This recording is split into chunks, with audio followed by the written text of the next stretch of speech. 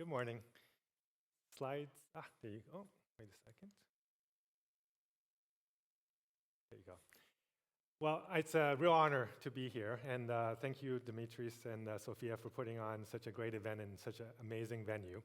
I remember reading and learning about all of the history that's come out of this country, and to be able to present here in this kind of occasion is a real honor for me. So in the next half hour or so, I'm going to try to give a fairly comprehensive picture of kind of where things are going in the next 10, 20, 30 years in terms of this technology, because we're in a relatively scary time in the world, because every day you see all the news about technology and how technology is going to change our lives and destroy the world and all these things. So with all the dystopian sci-fi out there, we see a lot of Black Mirror thinking.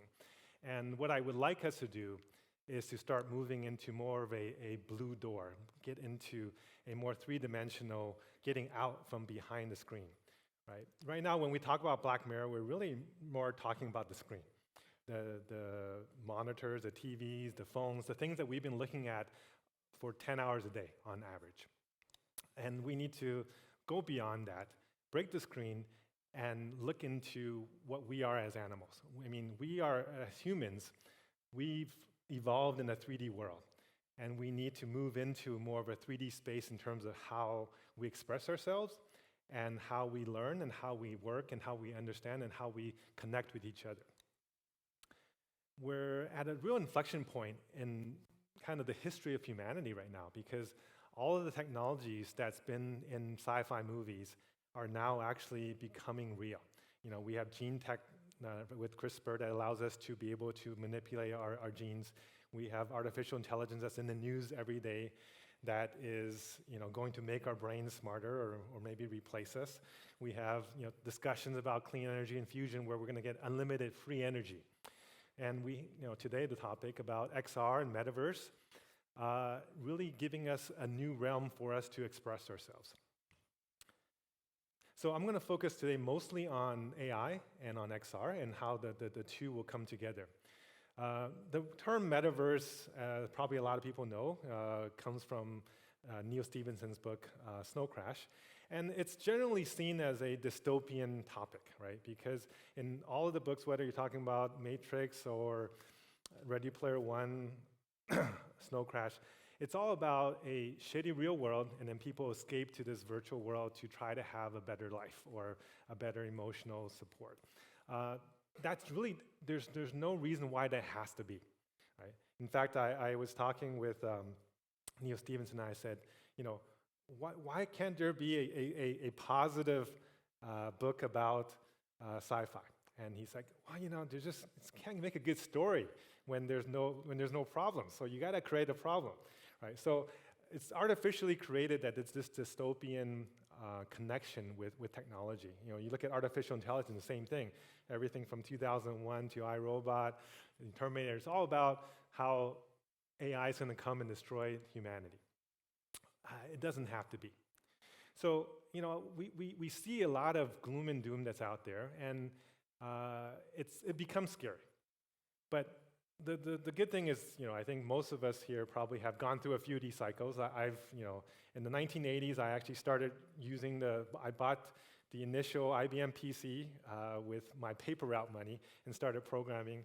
And in the early 90s, I actually got into XR. I was studying VR with Tom Furness, who was the godfather of VR. And in fact, around that time, I also was doing neural network programming, doing natural language processing, voice recognition systems in undergrad systems. And then in grad school, I also got into AI at MIT, doing symbolic-based AI.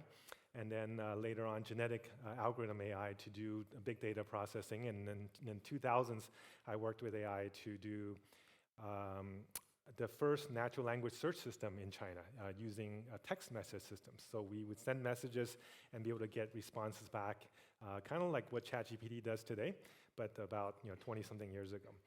Now, over the last 8 years, I've been with HTC, and one of the I think, pioneers in this space. Essentially, we've created almost all the major innovations in this space in the last 8 years.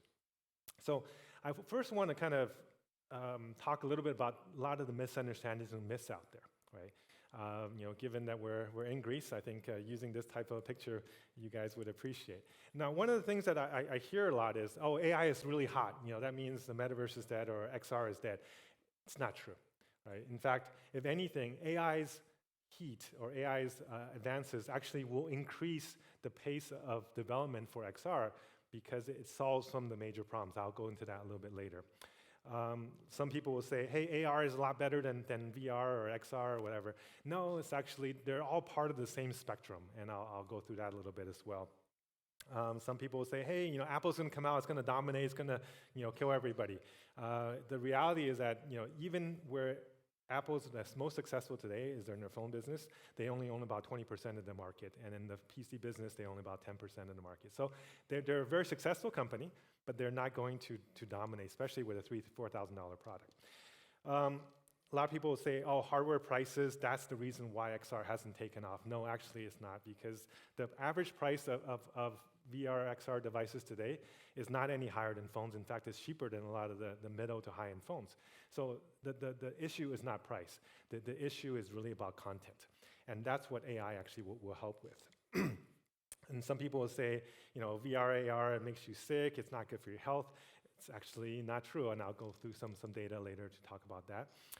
Some people will say, hey, it's all about the consumer segment. You got to make VR successful in consumer before it becomes successful.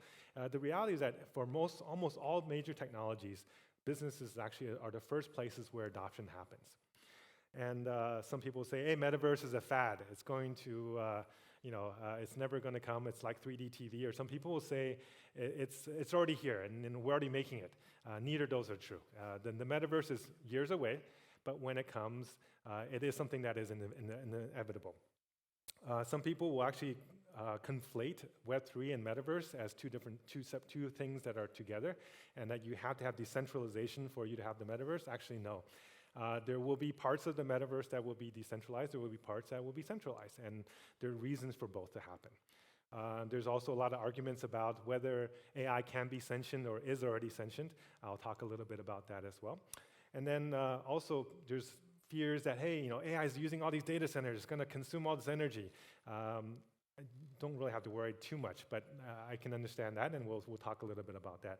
And then people say, hey, AI is going to take all our jobs. There will be other people that say AI is going to free us from all work. There's a little bit of truth in both of that. And then lastly, people will say, AGI is coming, and it's going to doom humanity. Or it's going to save the world because it's going to solve all our problems. So the reality is that there's a little bit of truth in a lot of what's said above, but none of it is complete. Okay, so to the first point, I think you guys recognize this gentleman, Mark Twain. He said, the reports of my death are greatly exaggerated. I think that's true not just for him, but also for the XR and the metaverse industry today. And in fact, we've had winters for XR before. In fact, for AI, we've had similar winters. So every technology goes through ups and downs. It's a normal cycle, and having gone through many of these cycles, I've gone through the internet cycle, the PC cycle, the mobile cycle, now the XR cycle. Ups and downs are normal, right? And it's expected. So first of all, let's figure out, have a common understanding, what is the metaverse? Because a lot of people get confused. I think it's been misused quite often over the last couple of years. So the easy thing, I think, is that it has to be something that people can remember, because if it's really long, which I've seen a lot of definitions that are like half a page long, nobody will remember it, nobody understands it. So the way that I think is easy to understand is that it's essentially the 3D version of the internet we've been building for the last 30, 40 years, powered by AI, and then mostly consumed through XR devices. This is longer term, after it matures. Right? In the near term, most of it actually will be consumed on your phones, on your PC, on your 2D screens. And I actually checked this with Neil Stephenson. We're partners with him, and I'm friends with him as well. And he said, that definition works for me. When I first talked about the metaverse, I just kind of made that shit up. It was before the internet. So this makes sense to me. So if it's good enough for him, I think it's good enough for me, at least.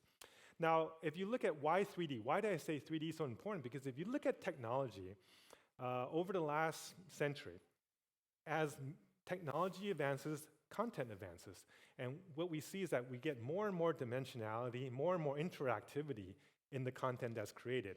Everything from text then to 1D audio, to 2D video, to 2.5D gaming.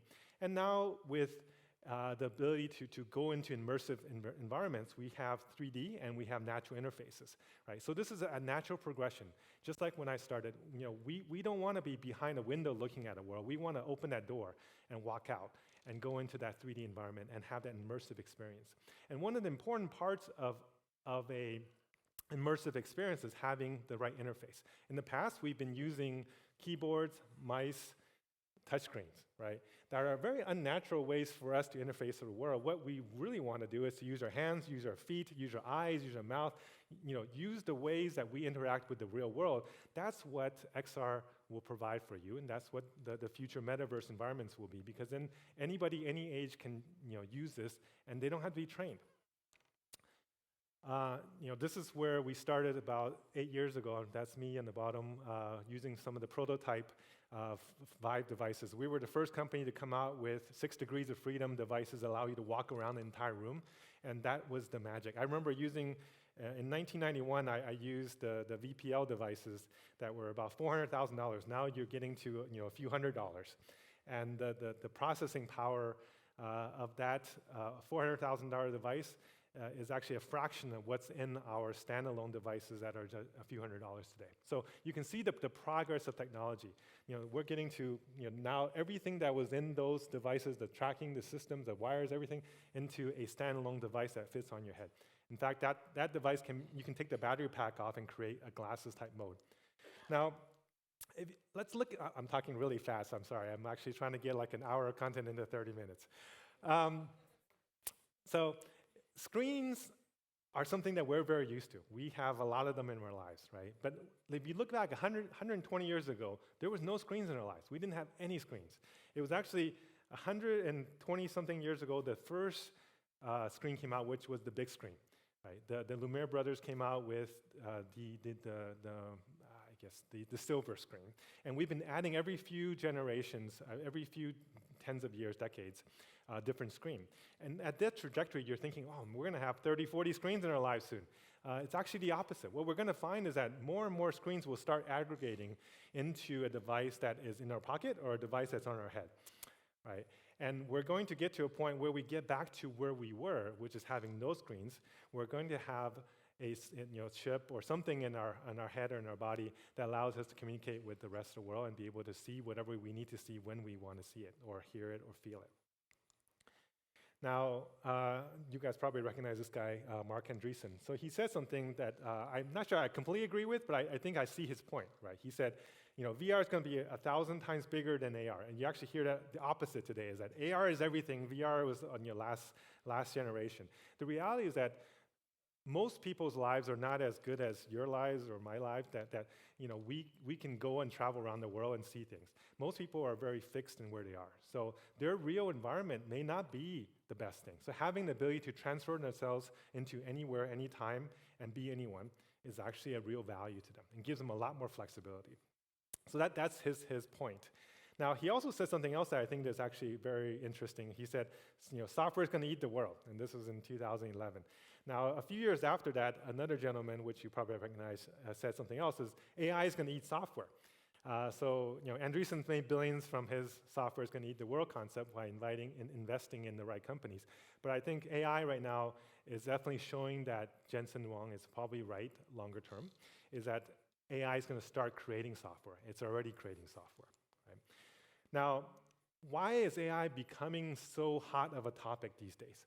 Because it is starting to grow at not just an exponential pace. So this chart right here is actually a log graph. In an exponential graph and a log graph, you expect a straight line. What we're seeing here is that you see an exponential growth in complexity and in the amount of data being put into these systems on a log graph, which means you're having a stacked exponential growth in terms of performance and capability. And that's brought about because of the combination of higher performance devices, as well as more and more data out in the market for it to train on. Right?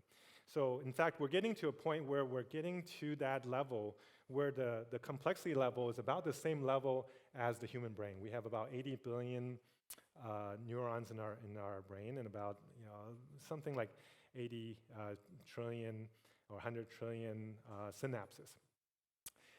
We're getting pretty much to that level for how many parameters are going into the large language models today, and it's actually still growing, right? So, and when that happens, emergent capabilities start to happen. So things that are capable today in these new large language models, which actually I think is not a great name for it because it's going multimodal, so it's going beyond language. Now, just to give you another way to think about this, remember when AI first came out, they said if somebody can beat a person in chess, in checkers, or in Go, that's AGI. That's like super intelligent. And in comparison, Go is quite complex. It's 110 to the 180th power compared to the number of atoms in the universe, which is like 10 to the 80th power. Okay, so very complex, and we're already doing that, right? Now, with GPT-3, you were getting to ability to create 100-word answers to just about anything. That complexity level is 10 to the 200-something power. Okay, that's pretty complex, right? And these things all happened. First, it took 30, 40 years to get from checkers to chess. From chess to Go, it took another 20 years. And from Go to 100 words, it took 2 years. Now, going from from Go, we're going to essentially the ability to create a 100-page book from a prompt. Right? That's 10 to the 72,000 power. Okay, these little lines on the bottom, I am showing them just for visual purpose, but normally they would just be flat lines. You couldn't see the lines because the most bottom one, the highest one on the bottom was 10 to the 300. This is 10 to the 72,000. And that happened in 2 years. Okay? So AI is a very hot topic, and there's so many vocabulary that's coming out. Right? So many words that come out, and it's actually creating a lot of anxiety and stress because there's so much change, so much progress. Every day you see a new paper, a new development. I actually took some of the kind of key words, and I was thinking, like, how do I educate people? How do I organize this? And I said, well, you know what? I'm going to let AI do it. I'm going to send it into ChatGPT and see what it comes out with. And it took that and it organized it in a way that I thought makes a lot of sense. Given today's limited time, I would suggest maybe just take a picture of this, because knowing these words will help you have a good foundation in terms of understanding. And if I had more time, I would actually go through each one. And if you need, I can send this to you afterwards. So, but I think understanding some of these keywords, it will give you the basis to start to have conversations about this topic. So first, let me do a little experiment with you guys in the audience. So what do you see there? Just a lot of Lego blocks, right? But if you squint your eyes a little bit, can you squint your eyes a little bit? What do you see? Exactly. You see a picture, you see Van Gogh's picture. In fact, you see there's very little detail in this picture, but your brain fills in the gaps. Right? This is how diffusion models work in AI today. You give it a little spat of some shadow of something, and then it creates a picture for you. This is like the DALL-E or the Mid-Journey. Those kind of pictures come from this type of model. Okay. Now, let me give you another test. Try to read what's on that right side. It's just the garbled words, right? But as you read, the more you read, the faster it goes. Right? So all of you guys are able to take something that's essentially gibberish and turn it into readable words. Why? Because you're doing the same thing that large language models do, is that they look at the words and then they start predicting the next words, and then they start creating patterns, and they start understanding something that wasn't meant to be what it originally said. Right? And so just to show you, our brains actually work a lot like how a lot of these AI systems work. And that's the basis of why the growth is happening, is that when you get to that scale, when you start letting technology learn from biology and vice versa, I think we're going to create some magic over the next decade or so. This gentleman you may recognize, Ray Kurzweil. He wrote a book in 2005 called The Singularity is Near. And in there he said, by the 2020s, we're going to see human-level intelligence, and by the 2040s, we're going to get to singularity, where technology is going to be moving so quickly, we will not be able to keep up. It almost feels like technology is starting to move quickly that we can't keep up already today. But I can see that we will probably have a very, very good chance to get to that level of human-level intelligence or higher in this decade. In fact, probably even earlier than the end of the decade. So here's a chart I made that I think helps to explain some of the key terms in this industry. On the left side is intelligence level, and the right side, on the bottom, is the consciousness, because that's kind of a debate that we are seeing a lot about artificial intelligence. And this is a log chart, so it's not a linear chart, okay? So in terms of kind of bacteria and ants and chimpanzees and bats and humans, we've been progressing in terms of getting smarter and smarter and more conscious, more and more understanding.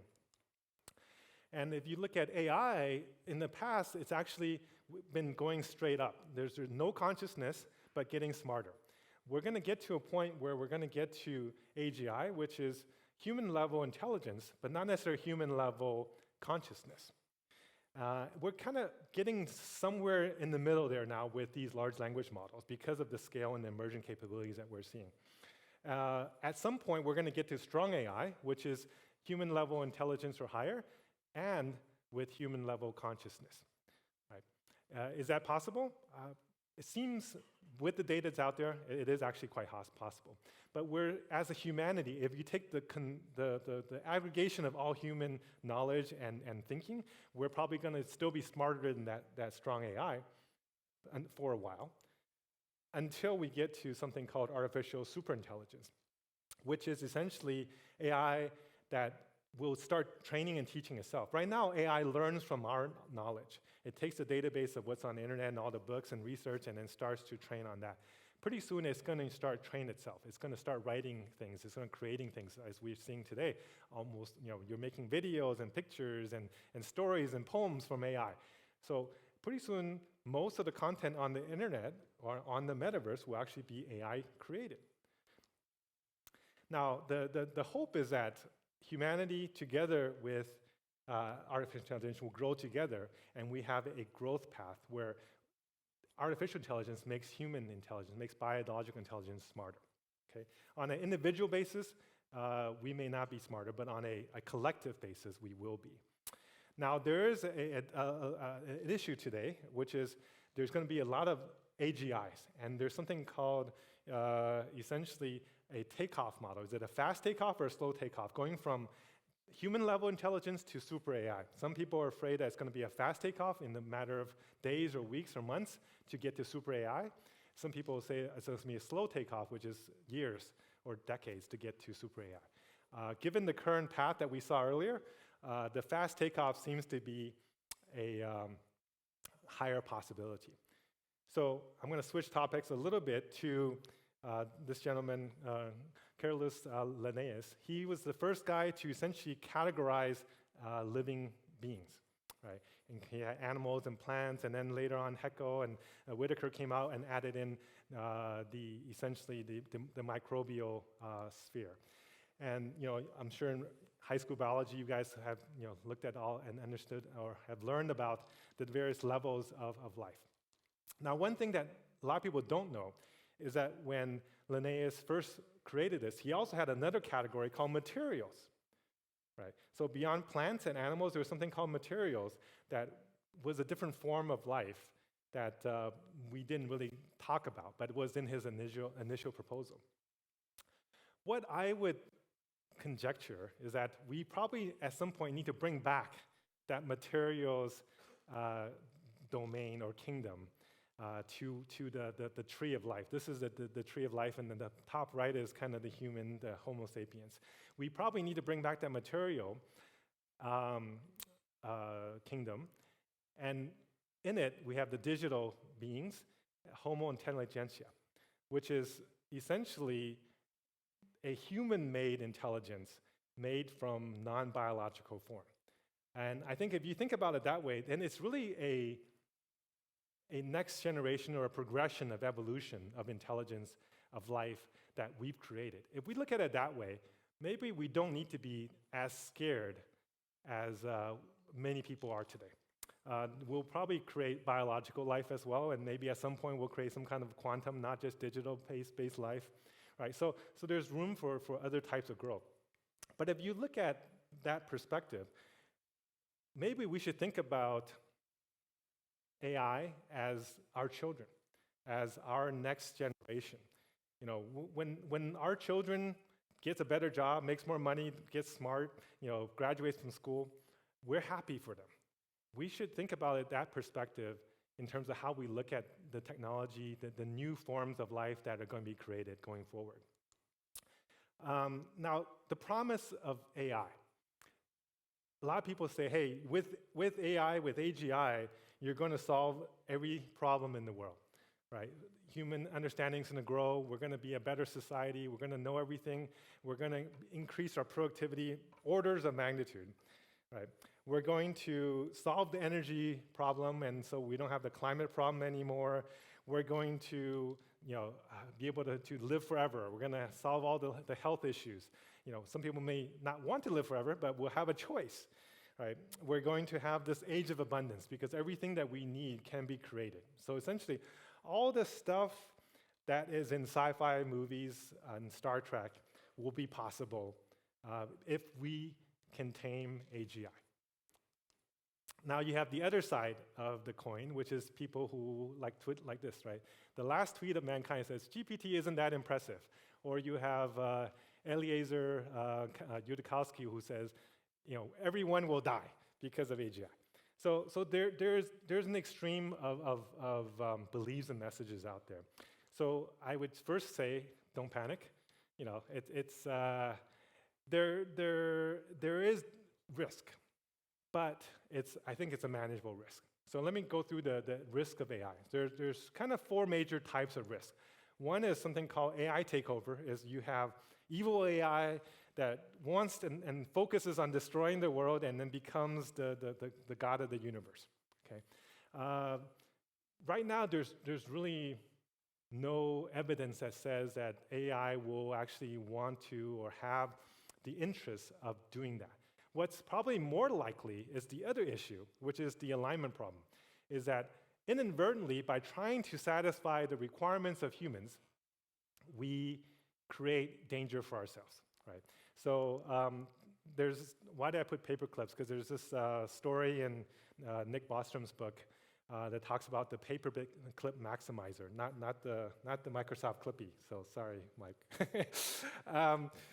But that idea is that, hey, we just have some guy who wants to make a factory of paper clips.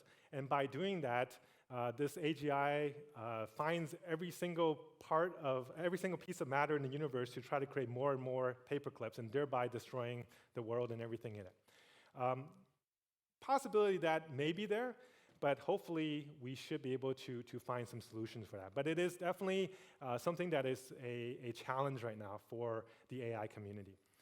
Now, something that's probably more likely and will happen much sooner is job displacement, and that will happen. I'll share a little data on that. And the other thing that will very likely happen, or actually is already happening, is the misuse of AI to manipulate, the use of AI to create scams, or for hackers to use that technology for just bad actors in general, right? That I used to work for a cybersecurity company, so we see that every time. Anytime there's a new technology, anytime there's a new vulnerability anywhere, that bad actor community, the hacker community will use it to their gains. So what we need to do is to be more focused on solving those near-term problems instead of being overly scared about the long-term fears of AI takeover. Now, I promised you a little bit of data about the jobs impact. So this is actually from OpenAI. They're the guys who make ChatGPT and GPT-4. And what they're showing is that essentially, just from going from version 3.5 to version 4 of GPT, they're now essentially able to take every major test in the world and be in the 90th percentile which means not just better than the average human, which is around 50, 60 percentile, but to be better than the smart kids in all of these categories. So you can see that we're already in a lot of areas getting to human level intelligence. Now, the difference, what's happening here now versus before, automation before has always happened over the last several hundred years. And every time automation happened, there would be another job that replaced it because people would be freed from manual labor and move into more intellectual labor. The problem now is that actually it's the opposite. The people that are most in danger of being replaced are the high-wage, high-educated people, which means your brain is the part that is being replaced. So we actually may be going back the other way, where if you look at the jobs that are safe, it is actually the jobs that are most in danger are the translators and analyzers and the mathematicians and the auditors, the accountants, the graphics designers. The ones that are safe are agriculture equipment operators and cooks and dishwashers and so forth. So the people we thought would be first replaced by robots are actually going to be the opposite. It's going to be the programmers and the designers and the junior level software developers that are going to get replaced. Now, it may not be a bad thing, actually. If you look at what's happened over the last 100, 150 years, our average work life has actually been reduced, work hours, across all countries, right? Except I think China actually went up a little bit over the last 30, 40 years, because I think that's also why the country's grown significantly, because they're hardworking people. Now, one thing that a lot of people, if you look at this chart, you would go back and you say, oh, we must have been working 24 hours a day back in these Stone Ages. And it's actually the opposite. If you went back and you looked at how much did medieval laborers or hunter-gatherers, how much time did they spend working? It's actually about 1,000 hours to about 1,300 hours, which is kind of the lowest countries that are there today. Now, in fact, what made people work harder was there was a giant jump around the Industrial Revolution. Before that, everybody worked about 1,000 to 1,200 hours per year. Kind of surprising for at least when I was looking at this data. Now, if you look at this data, it shows that the higher the productivity, the higher the income level of a country, the lower the average hours per worker per year. Now, if you take that trajectory, as we bring in new technology, as we increase our productivity, we actually get to the path where we can theoretically get to infinite productivity and 0 working hours. Now, I'm not saying that will happen, but I think that's where the trend is taking us. And it's giving us a choice that we work because we want to work, not because we have to work. Most people today work because they have to work. Otherwise, they can't feed their families. Otherwise, they can't have a place to live. Now, the other thing that a lot of people are afraid of is, all these big data centers, how much energy are they using? The reality is actually not as much as a lot of news articles may want you to think. Essentially, some of the largest models are creating about 500 tons of CO2 with an average energy usage in terms of clean and dirty energy, right? But in fact, there are ways to reduce that by using it at the right times of day and using energy sources to bring that even lower. Now, that's kind of the training costs, right? If you look at Google's data in terms of how much is inference, how much is training. So about 3/5 of the energy usages that they have is in the inference, which is a usage of the models, and then 2/5 is in training. And even for them, their total, one of the most advanced AI companies in the world, their 13% of their energy last year as a company came from AI-related functions. So not that big, right? Now, 500 tons sounds like a lot, right? But let me give you a reference point. That's the same as 10 Mitsubishi Mirages or 5 BMW 7 Series carbon footprint, okay? So we have 1 billion cars in the world today, just to give you some sense of reference. So nothing that I think we have to be that worried about in terms of the carbon footprint. Now, there is AI risk, but let's make sure we separate the two risks. There's the AI risk and there's AGI risk. The AI risk today is something you think about If every human in the world becomes all-knowing, twice as smart, and more than 2 times as productive, whether they're doing good things or bad things, I mean, they could be doing bad things twice as fast and be twice as smart. How does that affect your life, right? Those are the kind of things that you need to think about. So if a bad guy is trying to break into your account, what do you need to worry about? If your staff is now twice as productive, what do you need to think about? The way to think about the AGI risk is, okay, we just got a message from NASA. It says, we found an alien is on its way to Earth. Within 10 years, it's going to get here, and we don't know if it's a good alien or a bad alien. But we know it's freaking smart, right? It knows a lot more than we do. It can do a lot more than we do. That's where we are with these 2 types of risk. Now, if you look at the different countries, depending on the level of development of the country, developing countries welcome AI. They're like, oh, we love it. We think it's a benefit more than harm. Developed countries, they see it as a threat to their dominance, a threat to their democracy or to their way of life, right? So both may be right, actually, but it's interesting to see the difference in terms of their perceptions. But the good news is, I think that there are ways to mitigate these risks. And we can get to a point where we have, super AI robots and our children playing together and being happy, So first, I think we need to educate, kind of what we're doing today. We need to make sure that everybody understands what is the reality of where things are. We need to have international regulations that goes across countries to be able to think more about AI safety, not just AI race. Right now, between every country, between every company is saying, how can I get there first? How can I create this AGI? Without necessarily knowing how do I manage it, how do I control it, how do I keep it from doing bad things. We need to fund detection and countermeasure systems for near-term risks, for all those bad actors that are going to use AI. There needs to be more money, more directed intention to fixing that problem versus just about the long-term AGI problem. We need to retrain a lot of people because there's going to be somewhere between 30 to 50% of the workforce will be displaced or affected in some way over the next 10, 20 years. And that's across various research organizations, right? And we need to make sure that a UBI system gets created globally. And we need to accelerate the creation of an open metaverse infrastructure because that infrastructure could be a place where a lot of these displaced workers go to find new occupation, new interests, new ways to create their identities. Right now, a lot of people identify and create,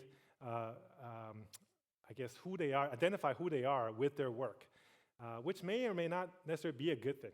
We would like to give people new ways for them to express themselves. And we need a concerted effort on the AGI alignment problem because it is actually such a difficult problem. And if we solve it, we essentially solve all problems in the world. If we don't solve it, then maybe Eliezer might be right. So you guys probably recognize this gentleman, Isaac Asimov. He had this idea about the positronic brain as the way to solve the AI alignment problem. It's from his various books. But unfortunately, that's a fictional technology. But there is something that he did do, which was talk about the 3 laws of robotics, and later on the 4 laws of robotics about how to use rules to be able to manage AI so that it does not hurt society, and later on does not hurt humanity. Right. I think there's a way to, there should be a way to do it, because the idea is, can a less intelligent being control or manage a more intelligent being? Do we have some examples of that? The reality is that, yes, there are. In fact, our children, who are usually very young, less intelligent, less knowledgeable, but they can control us. They manage what we do. They manage what we give them. We give them food. We take them to play. We give them toys. We have pets, who really don't do much for us, but they have somehow manipulated us to feed them and house them and pet them. And maybe we can't compare to an AI. Maybe we won't be children level. Maybe we won't be cat or dog level. But we probably could be bacteria level. So your bacteria in your stomach, in your body, actually controls a lot of what you do as an animal, right? When you get hungry, when you get angry, when things happen, a lot of it is because of the bacteria in your body that's controlling you through various hormones. So how can we take AI, put them into a sandbox, simulate these AI, and create the scenarios that might allow us to find those keys? Yes? Okay, sorry, I guess I'm running out of time. Shoot. Okay, I'm going to have to go really fast. So essentially, instead of a matrix for humans, in the book, we're going to have a matrix. We need to create a matrix for AI, so that they can see a lot of different scenarios, and we can see what works in terms of managing them. Now, AI will actually be very, very related to the metaverse, because pretty much without AI, the metaverse cannot happen.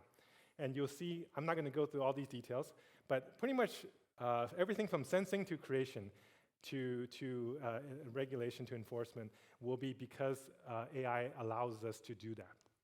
And we will need to create a metaverse that is open, because an open metaverse will allow people to be able to go anywhere and not be managed and controlled by any single company. And HTC is actually starting to work in that program with something called Viverse, which is a open metaverse system that allows any device, whether traditional 2D devices or XR devices, to utilize this technology. You can use it to design. Bugatti's using it to improve their design by 40%. We're using it with Ride and with Mind VR to help elderly have a better life when they're in a non-mobile environment. Medical industry is using this technology to train and to experiment with. 90+% of medical institutions are seeing improvements in their education and in their training. And talking about training, education, I think, is actually one of the most important use cases, because if we educate better, we have smarter children, we have smarter society, we remove a lot of the issues in terms of how the world and society works. In fact, Greece is the birthplace of the economy, right? The first university in the world. So the idea of education should be something that you guys care about and you guys understand very well. Unfortunately, the classroom hasn't changed since the beginning of the Industrial Revolution. I was in Harvard speaking about a month ago, and it looks the same as pretty much what it was 100 or 200 years ago. We need to find new ways for this technology, for education to utilize technology. We need to get away from being a place and being grade-centric, focus on a fixed curriculum, fixed problem sets, and reward just raw work, and move it into an environment where we're talking about experiences. We're talking about motivation-centric education, personalized curriculum, etc. I'm going to go really fast. And really get into where we're using AI to help educate by having every single child, in fact, every single adult can have an AI tutor that helps them learn. This concept was discussed in Neil Stephenson's other book, Diamond Age, which, if you haven't read it, I highly recommend. So you'll be able to have scenarios like this where you have a super intelligent tutor that's teaching based on the pace of learning of that individual. And that's already happening today. This is a teacher at Oxford using our VR technology to train and to be able to then record and replay to their students. We're seeing 6 times improvements in terms of concentration, leading to significant grade increases, right? A week later, the performance outperformed the instant test results of the non-VR group.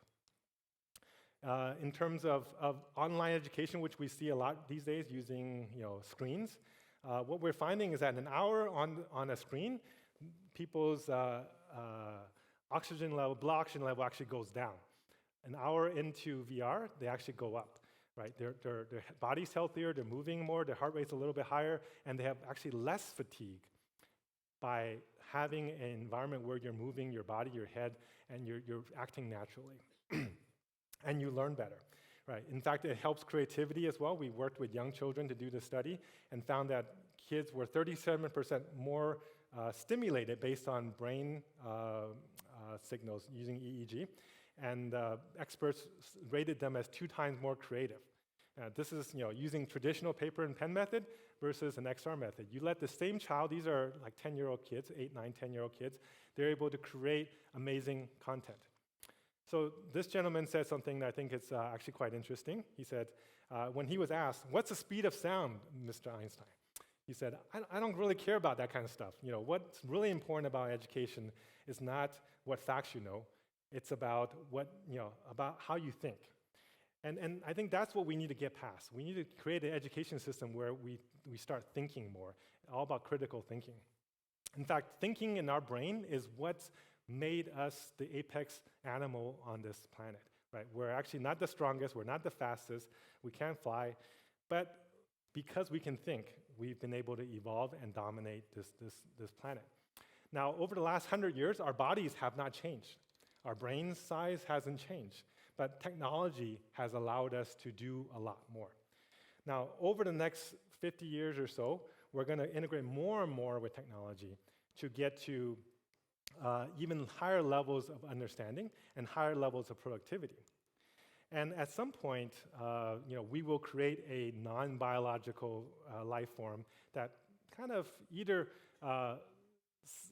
together with us progresses forward, or maybe at some point overtakes us, right? And allows us to go beyond where we are. So we're at a very critical point in terms of the development of humanity as a whole. And at every different level, we have different priorities, right? So this is actually, before it's all about survival, and then it was about, right now, national superiority. How can our country be better? How can our company be better, right? Next thing is about how do we preserve our species, and then how do we preserve intelligence in the universe? And so talking about the universe, this is a picture of the Big Bang over the last 13.8 billion years. And we're just a little part of that, right? The Milky Way was created about 12 billion years ago, the sun about 4 point something, and Earth about 4 billion years ago. Now, over the next 5 billion years or so, the sun will probably become a red giant and eat up this solar system. So even though it's been a very, very long time to get here, right? We still have, a few billion years, which sounds like a long time, right? But actually, for this universe, based on the current scientific understanding, we have another trillion to 100 trillion years left in until we see what's called the heat death of this universe. So we are only at the 1% or 0.1% of the life of this universe. So we're actually quite fortunate that we've gotten to this level this early in the game that we would call this particular universe. And in fact, even within the human history, our population have essentially been flat for about several million years, and only in the last few hundred years or so, we've seen a major rise. We were, in fact, just 70,000 years ago, there was somewhere between 3,000 to 10,000 humans left in the world after the Toba eruptions. So there could have been zero intelligence at the human level in this society if something bad happened at that point, right? So I just feel like there's a responsibility of us as humans to find a way to keep intelligence preserved and expand it to other parts of the universe. This is, humans have a drive to explore. We've been exploring and going out from where we were over the last few 100,000 years, and that's one of the reasons that we survived and we've changed and we've evolved. But soon we need to start exploring and evolving beyond the planet to Mars, to moons of Saturn, maybe later to some of the early stars. So there's something like 300 million inhabitable planets in this galaxy alone. And there is 100 billion galaxies in this known universe. So we have a lot of room for exploration, and we have a lot of time to explore. And Plato pretty much, I think, said it. He's like, the body is a hindrance to the soul. Knowledge of the soul is the only universal truth and the only wisdom. So if we can find a way to preserve knowledge and wisdom, then we've actually found a way to preserve the most important part of who we are.